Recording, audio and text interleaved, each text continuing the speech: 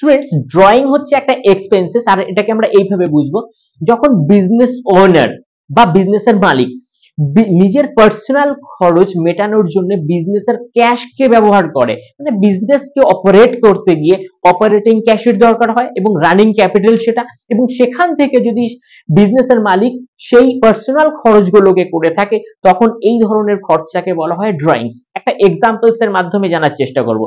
ধরো বিজনেসের ক্যাপিটাল থেকে বিজনেসের মালিক, আমার একটা জলেবি কচুরি সবজির দোকান আছে, আমি আমার পার্সোনাল গাড়ির ফুয়েলিং করার জন্য পেট্রোল ভরানোর বিল আমি বিজনেস ক্যাপিটাল থেকে, যেটা ওয়ার্কিং ক্যাপিটালস হচ্ছে, সেখান থেকে আমি বিল পে করছি, বা বাইরে কোনো জায়গায় গিয়ে হোটেলে খেয়ে তার বিল আমরা সেই বিজনেসের ক্যাশ থেকে দিচ্ছি। তো এই ধরনের এক্সপেন্সেস যদি মালিকেরা বা ওনাররা বিজনেসের ক্যাপিটাল থেকে তার পার্সোনাল খরচের জন্য করে থাকে, এই ধরনের এক্সপেন্সেসকে বলা হয় ড্রয়িংস। Thank you.